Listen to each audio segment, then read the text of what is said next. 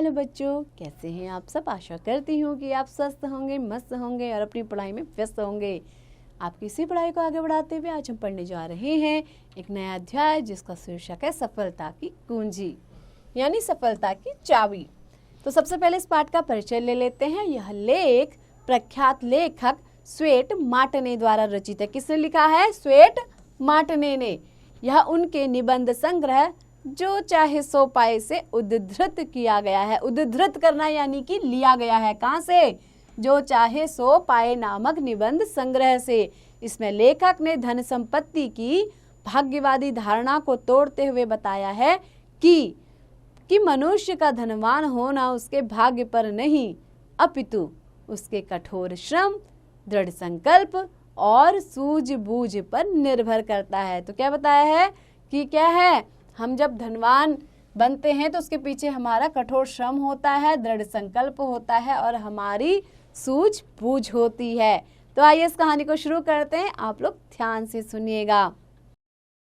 एक बार एक व्यक्ति अरस्तु के पास आया।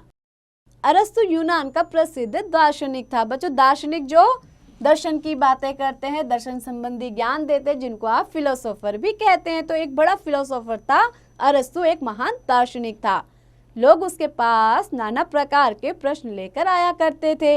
वह सबको उचित सलाह दिया करता था। उसकी पत्नी बड़ी झगड़ालू थी। अरस्तु पत्नी की झगड़ालू बातें सुनकर परेशान बैठा था। उस व्यक्ति ने अरस्तु के पास आकर कहा, मैं बड़ा गरीब आदमी हूँ। अरस्तु बोला, प्रिय भाई, मैं स्वयं निर्धन हूँ। निर्धन यानी मेरे पास धन स्वयं ही नहीं है, मैं खुद ही गरीब हूँ। तुम किसी धनवान से जाकर यह कहो। मैं मांगने नहीं, आपसे जानने आया हूँ कि मैं धनवान कैसे बन सकता हूँ।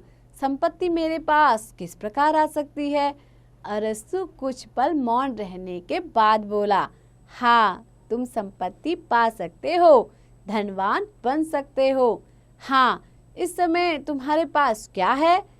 ऐसा करो, अब किसी से 4 आने उधार लेकर फल बेचना शुरू करो। 5 आने होंगे तब 1 पैसा खाना और बाकी सब फिर लगा देना। बाद में उधार के 4 आने भी चुका देना। खाने का यह नियम याद रखना, बराबर व्यापार करना, बढ़ाते जाना। वह व्यक्ति मान गया। उसने अरस्तु की बात पर अमल किया। अमल किया यानी कि उसने उसकी बात को क्या किया? अपने व्यवहार में लाया। उसको क्या किया? पालन किया। पहले फुटपाथ पर टोकरी रख फल बेचे। 1 आना मुनाफे में से केवल, बच्चों मुनाफा यानी कि लाभ, तो उसको कितना लाभ हुआ था? 1 आने का लाभ हुआ था। उसमें से केवल 1 पैसे में गुजारा करता। 3-4 माह बाद ठेला लगा लिया। वर्ष भर बाद दुकान कर ली। कई माह बाद फलों का बड़ा व्यापारी हो गया। जब पैसा आ गया तो और भी व्यवसाय शुरू कर दिए। व्यवसाय यानी कि अलग अलग प्रकार के कार्य, बिजनेस। इस प्रकार यह संपत्तिशाली हो गया। उसकी इच्छा पूरी हो गई। इसी प्रकार एक युवक बहुत भूखा था। वह एक सेठ के पास गया, उससे काम मांगा। सेठ के घर में एक चूहा पड़ा था। बोला, उसे उठाकर ले जा, अपना रोजगार शुरू कर, सेठ बन जा। वह युवक मरा चूहा लेकर चल पड़ा। बात व्यंग में कही गई थी पर उसको चुभ गई। वह चूहा लेकर बाजार में आया।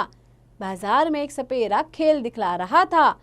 उसके पास एक बड़ा सा काला नाग था। युवक रुक गया। मदारी ने खेल दिखलाने के बाद उस युवक के हाथ में चूहा देखा तो बोला, मेरा सांप भूखा है, चूहा दे दो, मैं इसे बेचने निकला हूँ। मदारी हंसकर बोला, क्या लेगा इसका मोल? तू क्या देगा? 1 पैसा। मदारी ने कहा, ला दे। युवक ने चूहा बेच दिया। 1 पैसा लेकर वह चने की दुकान पर गया। चने खरीद कर एक मंदिर के पास आया। वहाँ लोग पंछियों को दाना देते थे और चने खिलाते थे। चने उसने 2 पैसों में बेच दिए। फिर वह चना लाता बेचता। इस प्रकार अधपेट रहकर उसने पैसा जोड़ लिया और रोजगार किया। करते करते बड़ा व्यापारी हो गया। तब एक दिन वह सोने का चूहा बनवा कर उस सेठ के पास आया जिसने उसे मरा चूहा दिया था। बोला, आपका मरा चूहा बेचकर मैं सेठ बन गया। आपकी उधार दी हुई चीज मैं ब्याज के साथ देने आया हूँ। सेठ खुश हो गया, उससे सोने का चूहा लेकर रख लिया, पर उसे खाली न जाने दिया। बोला, आज से तुम यहीं रहोगे। सेठ ने अपनी कन्या का विवाह उसके साथ कर दिया। इन लोक कथाओं को पढ़कर आपको आश्चर्य हो सकता है। बच्चों, आश्चर्य हो सकता है यानी कि आप इन लोक कथाओं को पढ़ करके हैरान हो सकते हैं। ये वास्तव में सच्चाइयां हैं। करने वाले चमत्कार कर जाते हैं। हेनरी फोर्ड संसार की सबसे बड़ी मोटर कंपनी का मालिक पहले फुटपाथ पर साइकिल के पंक्चर बनाया करता था। क्या हेनरी फोर्ड की कथा चूहे वाले युवक से मेल नहीं खाती? संसार के प्रत्येक करोड़पति का इतिहास निर्धनता की सीढ़ी से शुरू होता है। एक के बाद वह सीढ़ियां चढ़ता गया और अंततः करोड़पति बन गया। उसके पास संपत्ति आ गई। आखिर कैसे और क्यों? यही एक पहेली है जिसको समझना आवश्यक है। जब तक आप इस पहेली को समझ न लेंगे, बात आपके पल्ले न पड़ेगी। आखिर संपत्ति आती किस प्रकार है? आपके पास कुछ नहीं, उसके बाद भी आप संपत्तिशाली होना चाहते हैं। आप संपत्ति के इच्छुक हैं। संपत्ति ऐसी चीज नहीं कि आपके रास्ते में पड़ी मिल जाए या किसी पेड़ पर पैदा होती है कि आप गए और तोड़ लाए। संपत्ति का अपना एक सिद्धांत है, उसका एक नियम है। उपयुक्त दोनों लोक कथाओं में इस नियम का पालन किया गया है। पहली बात कर्म, कठोर परिश्रम, और दूसरी महत्वपूर्ण बात संपत्ति का जमा और खर्च। खर्च की एक सीमा आवश्यक है। रुपये में से केवल एक अंश अर्थात 1/2 खर्च और शेष जमा करने पर ही आदमी सनेह माने धीरे धीरे, तो आदमी धीरे धीरे संपत्तिशाली बनता है। खर्च निम्नतम स्तर पर आवश्यक है। निम्नतम यानी कि बहुत कम खर्च करना चाहिए। पूंजी अधिक से अधिक बनाई जाती है। जब तक ऐसा नहीं होगा, संपत्ति पास नहीं थम सकती। हमारी सबसे बड़ी कमजोरी यही है। जब तक आप ऐसा नहीं करते हैं, आप संपत्तिवान नहीं बन सकते हैं। खाना कमाना और अपना दैनिक खर्च चला लेना तो सबको आता है। किसी न किसी प्रकार हर तरह के आदमी का समय कट ही जाता है। सबसे बड़ी बात प्रगति की है। प्रगति यानी कि उन्नति की है। प्रगति वे करते हैं जो अपनी कमाई के खर्चे में कटौती कर उसको मूल पूंजी में मिलाते हैं। यहीं पर सबसे बड़ी सफलता और संपन्नता का राज छिपा है। बूंद बूंद करके घड़ा भरता है, इस बात को हम सब जानते हैं। इसके बावजूद हम इस पर अमल नहीं करते। जो अमल करते हैं, संपत्ति बाद में उनके चरणों पर लौटने लगती है। वास्तविकता यह है कि एक बूंद का हम कुछ महत्व नहीं समझते। यहीं पर हम मात खा जाते हैं। एक बूंद से ही भंडार की उत्पत्ति है। एक अणु का कितना महत्व है कि वह सारी दुनिया को बर्बाद और तबाह करके रख सकता है। जब हम इसका महत्व जान लेंगे तो उस दिन समझ लो कि मंजिल मिल गई। हम अपने जीवन में यही तो गलती करते हैं कि छोटी छोटी बातों को कोई भी महत्व नहीं देते हैं, जबकि मनुष्य की प्रत्येक सफलता का रहस्य उन्हीं छोटी छोटी बातों में छिपा रहता है। वास्तविकता यही है। अपनी बुद्धि के फेर में पड़कर हम बड़ी बड़ी योजनाओं की ओर भागते हैं और हमेशा लंबे चौड़े ख्यालात में डूबते हैं।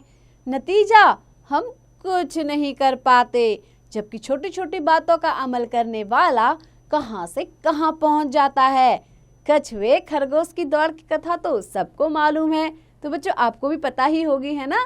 तेज दौड़ने वाला खरगोश धीमे चलने वाले कछुए से हार गया। खरगोश लंबी लंबी छलांगे मारता था, कछुआ एक एक इंच छोटा छोटा रास्ता पार करता लगातार चलता गया।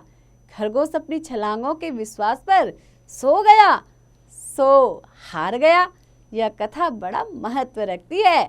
छोटे छोटे काम करिए, लगातार करिए, आप अपनी मंजिल पा लेंगे। हमारी सबसे बड़ी कमजोरी हम स्वयं हैं। आमदनी के अनुपात में हमारा खर्च का बजट पहले से ही बना होता है। इधर पैसा आया उधर गया, हम ठन ठन गोपाल। यही दशा बढ़ने नहीं देती। आप संपत्ति प्राप्त करना चाहते हैं तो कुछ न कुछ कुर्बानी करनी पड़ेगी। संसार की कोई भी वस्तु बिना कुर्बानी के नहीं मिल सकती है। कुछ पाने के लिए कुछ खोना भी पड़ता है। जब तक आप ऐसा नहीं करेंगे आप कुछ पा नहीं सकेंगे। पाना है पहले खोने के लिए, कुर्बानी करने के लिए तैयार हो जाएं। कुछ दुख उठाने का साहस करें। जब तक आप दुख के दौर से नहीं गुजरेंगे तब तक आप सुख नहीं पा सकते। प्रसिद्ध दार्शनिक प्रोफेसर रॉबर्ट हुबर्ट का कथन है, दुख का रास्ता पकड़ो। आपको क्या करना है? दुख का रास्ता पकड़ना है। एक ना एक दिन आखिरी सिरे पर खड़ा सुख तुमको अपनी बाहों में भर लेगा। बात ठीक है, दुख की आखिरी मंजिल पर सुख खड़ा रहता है और वह आपके इंतजार में रहता है।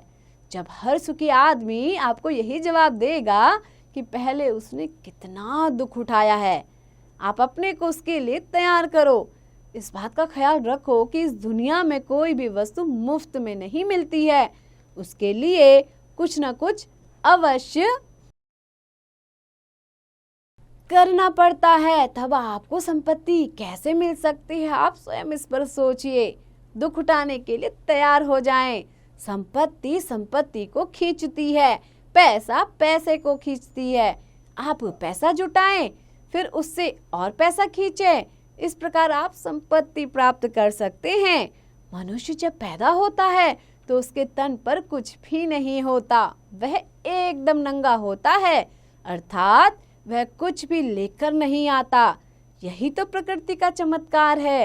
वह कहती है, अपने कर्म के अनुसार जीवन बिताओ। संसार से सब कुछ है, पर कर्महीन पुरुष नहीं पाते हैं। कर्महीन यानी कि जो कोई भी काम नहीं करता है, जो कर्म करते हैं वही पाते हैं। आप संपत्ति के इच्छुक हैं। ईमानदारी की बात तो यह है कि यह एकदम सरल काम है। आप मनचाही संपत्तियां पा सकते हैं। इस समय आपके पास कुछ नहीं है, फिर भी आप सब कुछ पा सकते हैं। इसके लिए कुछ न कुछ कुर्बानी करनी होगी, दुख उठाने होंगे। सबसे पहले आपको दृढ़ निश्चय करना होगा कि आप संपत्तिशाली बनकर रहेंगे। दृढ़ निश्चय यानी कि मजबूत इरादा बनाना पड़ेगा। इसके लिए कुछ योजना बनाइए। अपनी पूंजी और कार्य क्षमता के अनुसार अपने अनावश्यक खर्च कम से कम न्यूनतम कर दीजिए। न्यूनतम करना यानी कि बहुत कम कर देना। फिर जी जान से लग जाएं। यहाँ पर मैं अपने एक मित्र का उदाहरण दूं। एक दिन उसने संकल्प के साथ सिगरेट पीना बंद कर दिया। जितना पैसा वह प्रतिदिन सिगरेट पर खर्च करता था वह एक डिब्बे में डालता गया, यह समझकर कि सिगरेट में लग गया। 1 वर्ष तक ऐसा करने से उसने डिब्बा खोला और उस पैसे से परचून की एक दुकान कर ली। व्यापार में लग गया। आज उसके पास कई मकान हैं, कारें हैं। तब वह समझा कि धुएं में उड़ा दी जाने वाली रकम भी अपना कितना महत्व रखती है। एक अर्थशास्त्री का कथन है। बच्चों, अर्थशास्त्री यानी कि जो क्या करते हैं, अर्थ के ऊपर बात करते हैं, आर्थिक मामलों की बातें करते हैं, उनको क्या बोलते हैं? अर्थशास्त्री। तो वो कहते हैं कि मनुष्य का 87% खर्च अनावश्यक होता है, यानी कि उसकी कोई भी आवश्यकता होती ही नहीं। आवश्यक का विलोम है अनावश्यक। इतना पैसा वह अपने व्यर्थ के व्यसनों पर खर्च कर देता है। व्यसन यानी कि क्या होते हैं? बेकार की, जो आपको क्या लगी रहती है? लतें लगी रहती हैं। मनुष्य की मूलभूत आवश्यकता क्या है? भोजन और कपड़ा। कम से कम कीमत वाला शुद्ध और उचित भोजन, कम से कम कीमत वाले उचित कपड़े, बस यही 2 जरूरतें हैं जिनको वह अपनी आमदनी के 13% व्यय से पूरा कर सकता है। बच्चों, व्यय यानी कि खर्च, केवल 13% अगर वो खर्च करे तो वो अपनी इन जरूरतों को पूरा कर सकता है। आपसे ही एक सवाल पूछा जा सकता है, क्या 500 का सूट पहनना जरूरी है? 50 रुपए के सूट से आपका काम नहीं चल सकता।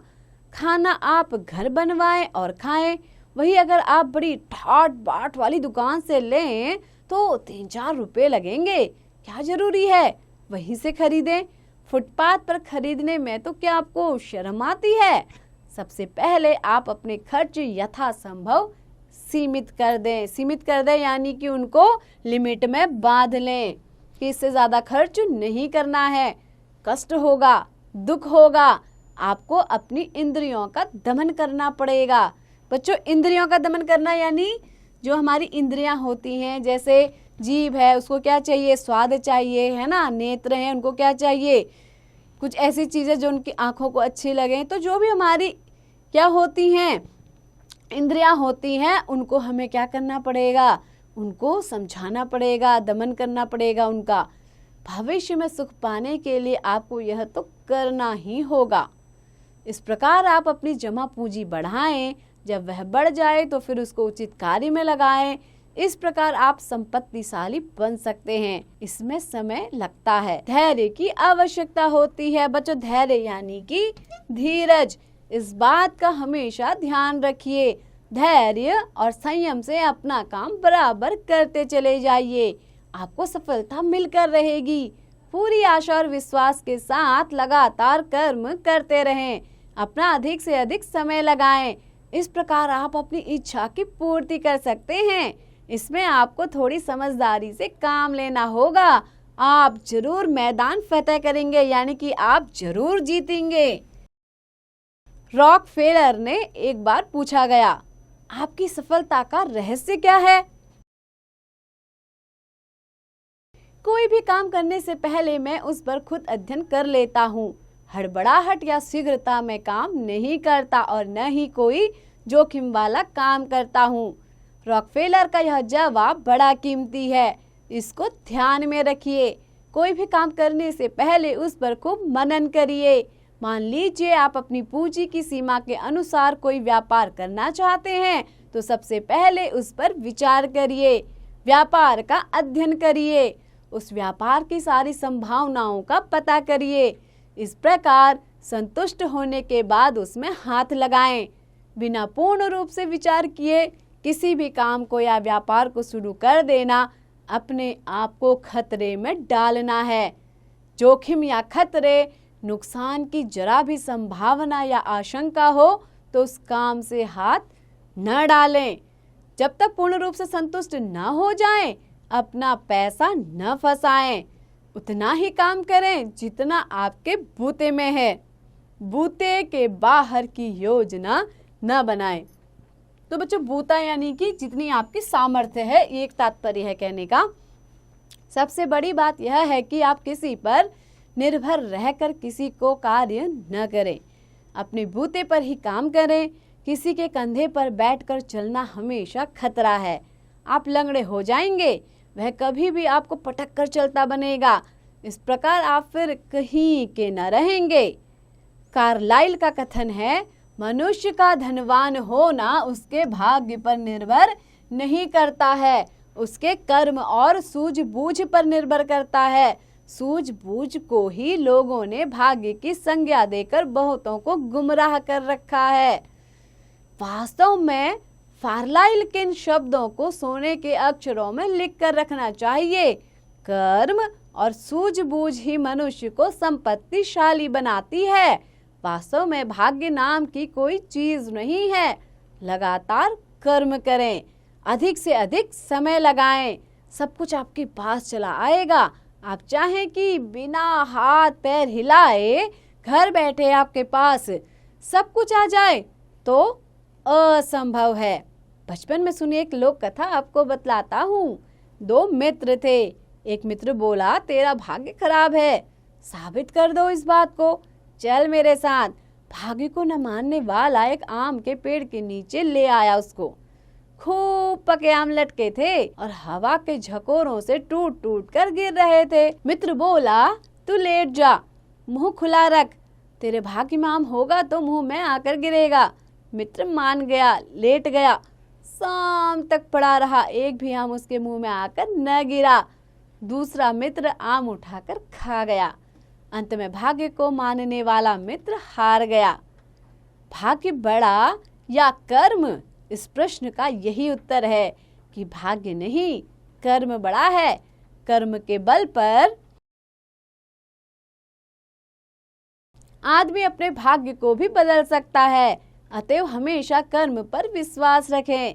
जब तक आप कर्म न करेंगे आपको कुछ न मिलेगा। कर्म की दुनिया है। अतएव मेरे दोस्त, कर्म करो। संपत्ति मुफ्त में नहीं आती है।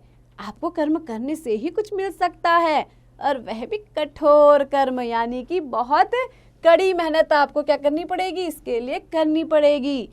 जब तक अपने पर नियंत्रण रख आप कठोर कर्म नहीं करेंगे आपको कुछ नहीं मिल सकता है।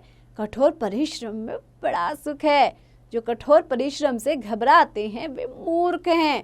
कठोर श्रम करने वाला बड़े ही सुख की नींद सोता है। कम श्रम करने वाले को देर से नींद आती है।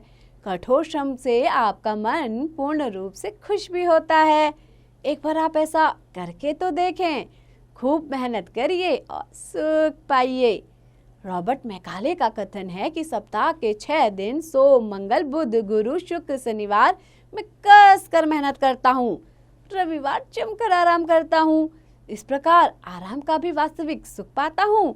6 दिन कठोर परिश्रम, 7वें दिन आराम करके तो देखें, आपको मजा आ जाएगा। साथ ही साथ सप्ताह के लिए आपको काम करने के शारीरिक शक्ति भी प्राप्त होगी। इस प्रकार की दिनचर्या अपनाएं। रॉबर्ट मैकाले की बात पर मैं स्वयं अमल करता हूँ। बड़ा आनंद है जीवन में। मेरे मित्र, संपत्ति ही क्यों, दुनिया की प्रत्येक वस्तु आप प्राप्त कर सकते हैं। सब कुछ आपको मिल सकता है। आप अपना हर सपना पूरा कर सकते हैं। आप एक बार संकल्प तो कर लें और करके देखें। अपनी परिश्रम की शक्ति में कंजूसी ना करें। भावनाओं के उफान में न बहें। इस प्रकार आप अपना नुकसान करेंगे। कुछ लोग भावना के उफान में बह जाया करते हैं। शुरू में बड़ा जोश खरोश रहता है, खुद काम करते हैं, पर कुछ समय के बाद उनका जोश दूध में आए उबाल के समान खत्म हो जाता है। तो बच्चों यहाँ पे क्या है, तुलना करते हुए बता रहा है कि जिस प्रकार दूध में उबाल आता है और दूध शांत हो जाता है, इसी प्रकार कुछ लोग क्या करते हैं, प्रारंभ में तो बहुत जोश में रहते हैं, उसके बाद फिर शांत हो जाते हैं।